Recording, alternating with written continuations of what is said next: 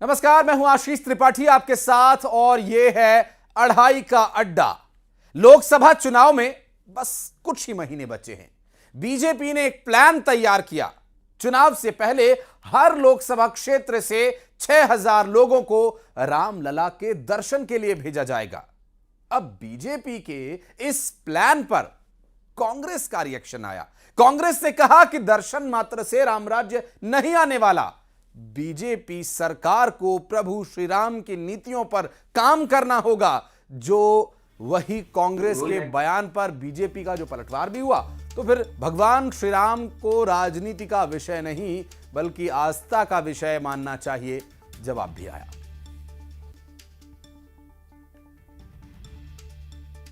जनता party जो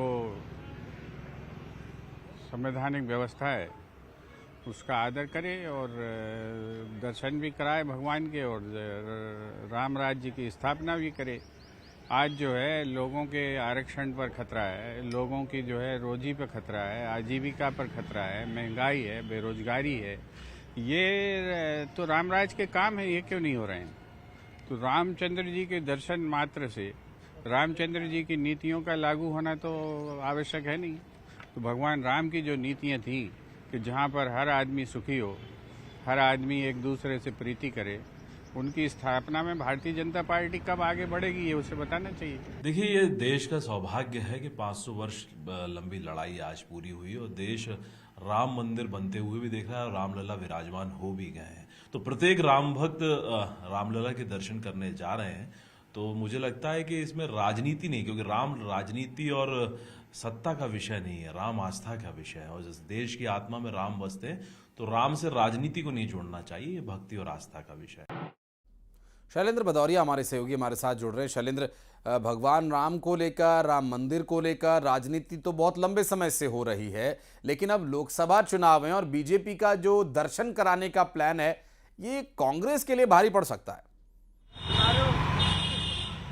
बिल्कुल आशीष, आपने ठीक कहा कि बीजेपी इस समय पूरी तरीके से राम लहर पर सवार है। जिस तरीके से तमाम जो बैठकें हो रही हैं या फिर जो दूसरे आयोजन हो रहे हैं, आप देख रहे हैं जिस तरीके से रामलला मंदिर को लेकर अब ये नया प्लान तैयार किया गया है कि आने वाले समय में लोकसभा चुनाव के ठीक पहले बीजेपी ने प्लान किया है कि मध्य प्रदेश के जो 29 लोकसभा क्षेत्र है वहां से हर लोकसभा क्षेत्र से 6000 लोगों को बीजेपी रामलला के दर्शन कराने के लिए लेकर जाने वाली है। ये प्लान पहले 25 जनवरी से 25 फरवरी के बीच का था, लेकिन जिस तरीके से प्रधानमंत्री नरेंद्र मोदी ने ये कहा कि अभी बहुत ज्यादा भीड़ हो रही है, ऐसे में लोग थोड़ा समय लें, उसके बाद जो है वो रामलला के दर्शन करने पहुंचे। और यही कारण है कि बीजेपी ने इस प्लान को थोड़ा सा पीछे किया, यानी फरवरी के महीने में ये प्लान जो है वो एग्जीक्यूट किया जाएगा और हर लोकसभा क्षेत्र से जो चिन्हित 6000 लोग हैं उनको ले जाया जाएगा। और जो गरीब लोग हैं, जो पैसा नहीं दे सकते, ऐसे लोगों का खर्चा भी बीजेपी उठाने का काम करेगी। तो आप समझ सकते हैं कि एक लोकसभा क्षेत्र से जब 6000 लोग बीजेपी जब उनको रामलला के दर्शन कराने लेकर जाएगी तो कहीं ना कहीं इसका चुनावी मुद्दा भी जरूर है। हालांकि बीजेपी ये साफ तौर पर कह रही है कि राम आस्था का विषय है, राजनीति का विषय नहीं है, लेकिन कांग्रेस जो है वो पलटवार कर रही है कि केवल रामलला के दर्शन करने से रामराज्य नहीं आएगा। प्रदेश के जो हालात है, जो वो बेरोजगारी को गिना रहे हैं और तमाम जो गड़बड़ियां हैं उनको कांग्रेस गिना रही, कह रहे हैं कि पहले राम की नीतियों पर चले।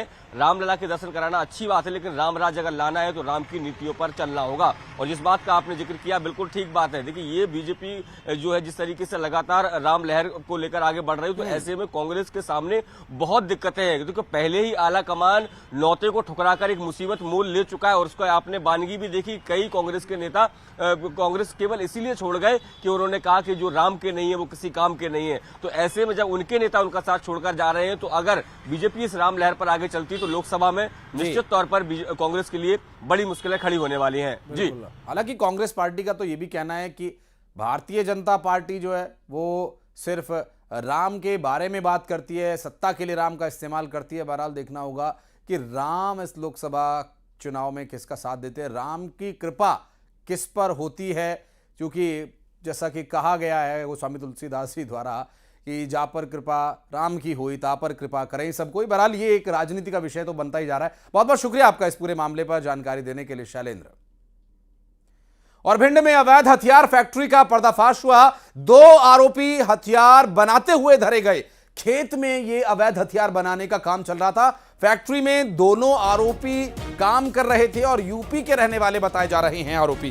देहात थाना के बिजपुरी गांव का यह पूरा मामला, जहां पर 2 आरोपी हथियार बनाते हुए धर लिए गए। अवैध फैक्ट्री का पर्दाफाश हुआ। भिंड में अवैध हथियार का इस्तेमाल किया जा रहा था। 2 आरोपी हथियार बनाते दबोचे गए। खेत में अवैध हथियार का काम चल रहा था।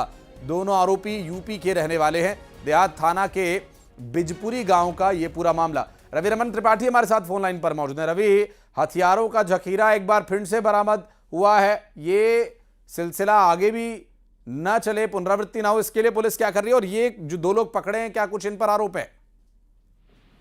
आशीष जी, मैं आपको बताऊं कि ये भिंड पुलिस अधीक्षक अक्षित यादव के द्वारा आज प्रेस वार्ता करके एक बड़ा खुलासा किया है, जहां पर कल रात को देहात थाना प्रभारी जो है प्रदीप सोनी, उनको मुखबिर द्वारा सूचना प्राप्त हुई, जिसके बाद उन्होंने साइबर सेल टीम जो है उसको सक्रिय किया और उस टीम के माध्यम से उन्होंने जब मौके पर पहुंचे तो देखा एक सरसों के खेत में एक फैक्ट्री संचालित की जा रही है अवैध रूप से। जैसे ही वहां पर जो पिन पॉइंट जो पुलिस को सूचना मिली, उसके तहत जैसे ही पुलिस पहुंचती है तो वहां थोड़ा सा अंधेरा भी था, उस वक्त रात का समय हो रहा था, लेकिन जैसे ही पुलिस पहुंची तो खेतों में जो ट्रेनिंग के तरीके से ये लोग सरसों के खेत में घुसते चले गए और इन्हें आवाज भी आ रही थी। इसलिए पुलिस ने 7 बने हुए देसी अवैध कट्टे जब्त किए हैं और 2 अध बने हुए, क्योंकि वो बना रहे थे उस समय कारीगर, उनकी आवाज भी आ रही थी पिन पॉइंट। तो जैसे ही मौके पर पहुंचे तो आधे 2 बने हुए कट्टे भी जब्त कर लिए पुलिस ने, और वहां पर जो भी फैक्ट्री में संचालित जो भी सामान था जिनसे हथियार बनाए जा रहे थे, ये सामान भी पुलिस ने जब्त कर लिया है। और 2 आरोपी जो यूपी के मैनपुरी और फर्रुखाबाद के थे, दोनों आरोपी, उनको भी धर दबोच लिया है। और एक आरोपी जो जिसके खेत में ये फैक्ट्री संचालित की जा रही थी, उसका नाम पुलिस ने टप्पे भदौरिया बताया है, उसकी तलाश जारी है। और लगातार पुलिस इस अवैध गतिविधि, चूंकि चिंतनीय विषय ये है कि कुछ ही महीने बचे हैं लोकसभा चुनाव को, और भिंड मुरैना वैसे भी अवैध गतिविधियों में लगातार आए दिन सुर्खियों में रहता है। इस आधार पर देखा जाए तो कहीं ना कहीं ये बहुत एहतियात के तौर पर ये बहुत बड़ी कार्रवाई हुई है। अगर थोड़ी सी भी चूक हो जाती तो जो आरोपी है वो 9-2-11 भी हो सकते थे आशीष। बिल्कुल।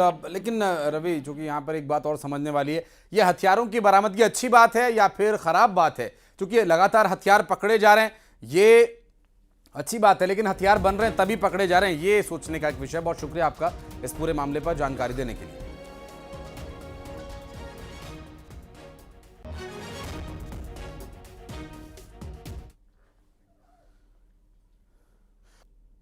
कवर्धा में पंडित धीरेन्द्र कृष्ण शास्त्री ने मृतक साधुराम के परिवार को 3 लाख रुपए की आर्थिक मदद दी और धीरेन्द्र कृष्ण शास्त्री ने अन्य लोगों से भी पीड़ित परिवार की मदद करने की अपील की। बागेश्वर बाबा ने कल रात पीड़ित परिवार के घर जाकर मदद की थी।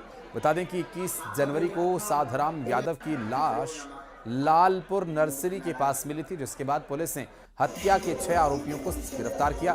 सिर्फ आरोपियों की गिरफ्तारी से नाखुश परिवार वालों ने आरोपियों की फांसी की सजा की मांग की, उनके घर पर बुलडोजर की कार्रवाई की मांग की। इसके बाद 25 जनवरी को कवर्धा जिला प्रशासन और पुलिस टीम ने हत्या के मास्टरमाइंड और आरोपी अयाज खान के घर पर बुलडोजर चलाया। बता दें कि कांग्रेस ने बीजेपी को धर्मांतरण पर श्वेत पत्र लाने की चुनौती दी है।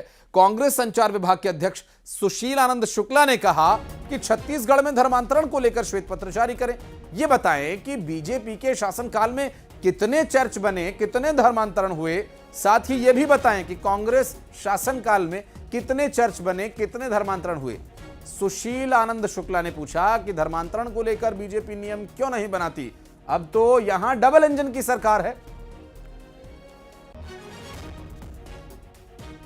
देश में भारतीय जनता पार्टी की सरकार है, प्रदेश में भी भारतीय जनता पार्टी की सरकार है। कांग्रेस पार्टी मुख्यमंत्री श्री विष्णुदेव साय को चुनौती देती है कि वह धर्मांतरण को लेके, विशेष तौर पर छत्तीसगढ़ में धर्मांतरण को लेके श्वेत पत्र जारी करें कि भारतीय जनता पार्टी की रमन सरकार में कितने चर्च बने थे और कांग्रेस की भूपेश सरकार के दौरान कितने चर्च बने थे। स्थितियां स्पष्ट हो जाएंगी। भारतीय जनता पार्टी की जब जब प्रदेश में सरकार रहती है या देश में सरकार रहती है, वह स्वयं धर्मांतरण को बढ़ावा देती है ताकि इस मुद्दे पे बयानबाजी करके मतों का ध्रुवीकरण कर सके।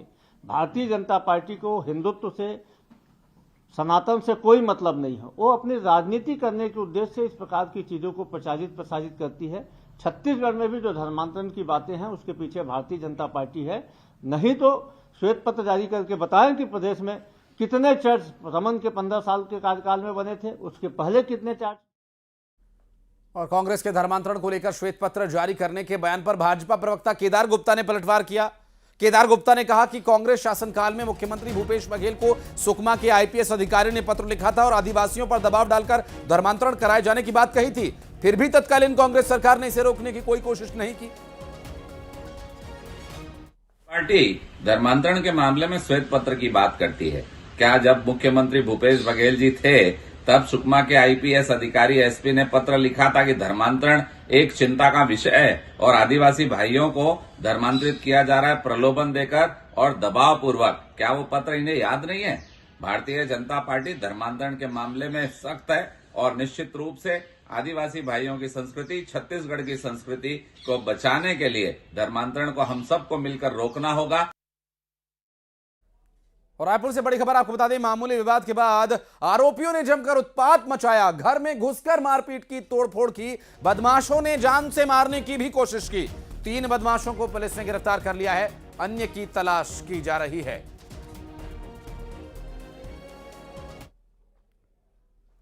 और खबरें आगे भी जारी हैं। वक्त एक बहुत छोटे से ब्रेक का है, जल्द लौटते हैं।